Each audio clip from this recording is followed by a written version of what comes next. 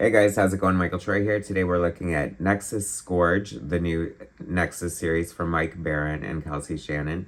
I think it's a two-part series, so that is what we're looking at today. Subscribe to my channel if you haven't already. Hit that like button, and let's get right into it.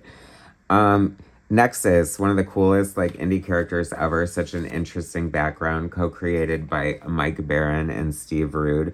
Mike Baron, one of the most prolific writers of the 80s. Steve Rude, one of the best, most classic comic artists. I covered his Space Ghost not too long ago. I don't think I've ever covered Nexus. I've always been aware of Nexus, but Nexus, in a way, for me, is very much like Megaton Man. I was very, aware of their existence and always drawn to the character. Really loved the design. It's a great costume. But because of my limited access, I don't ever recall really seeing them on the shelf or being aware enough to, pick them up. So I did not hesitate to pick up a Nexus #1 for the first time, seeing it on a comic book stand readily available to me. Also interesting to note is that Mike Baron and Steve Rude have sort of it's almost like a divorce in a way. They don't really work together anymore, but they do share custody of the character. So they do their own Nexus projects independently of each other. I'm assuming they must have some sort of process or rules or something. But this is Mike Baron's version. So we get a story by Mike Baron, illustrated by Kelsey Shannon, letters by Warren Montgomery, and covers by Kelsey Shannon, Kanan White, and Peter Orchard. So Horatio Helltop is an enigmatic man plagued by nightmares and known as Nexus, dreams of real-life butchers and tyrants and what they have done, and then he finds them and he kills them. Judge, jury, and executioner. So in a way, he's like Judge Dredd. Very sci-fi, very... So this is Pebble Beach, California, many years from now. So it takes place in the future. It's very interesting. I love Kelsey Shannon's art. I can't remember where I've seen it before, but I feel like it's normally a little more animated or a little more cartoony. So it's kind of fun to see him do this a little more straight up, superhero style, and I could be wrong about that. But I also felt like it was a good compliment for Steve Rude's art. It definitely has that nice, open, classic, clean lines. A fun little intro here on the golf course. I love the attention to detail and his Hawaiian shirt. That's just kind of fun right there. It's interesting because this is very much the future, very much, they have obviously different technology. He has his situation going on and it feels so different and so detached.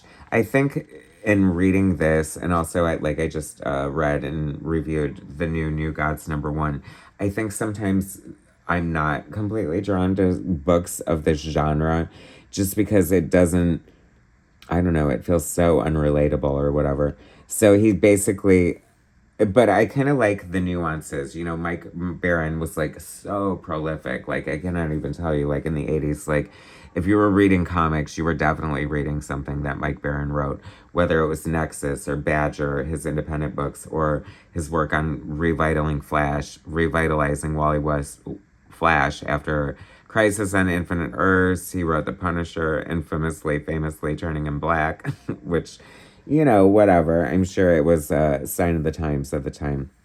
So this Nexus character, I remember seeing him in ads or whatever and just thinking, much like I thought about Megaton Man, that he was just kind of like a Cyclops copy or whatever.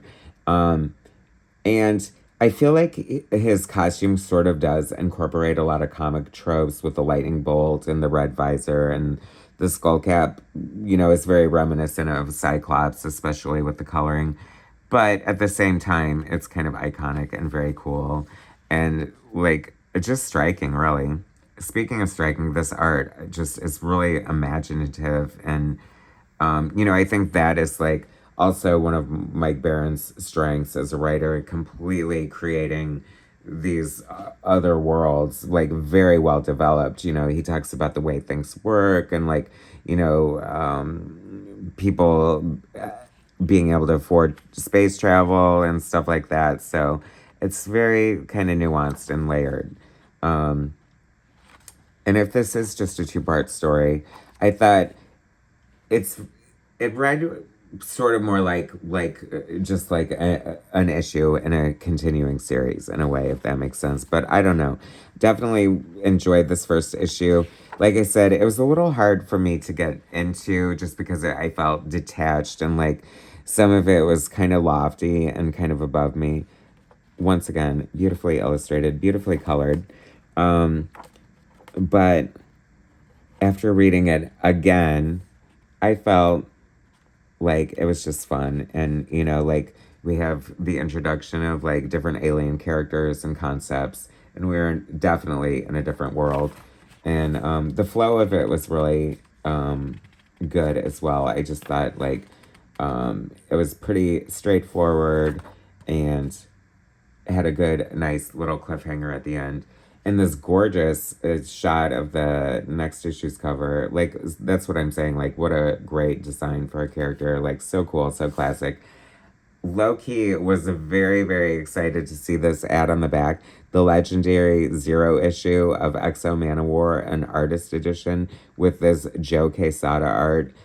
Who, like, we do not talk enough about Joe Quesada's art. Completely underrated. Just like, he was going full throttle at this era, and I cannot wait to see this book. I'm definitely putting it on my pull list.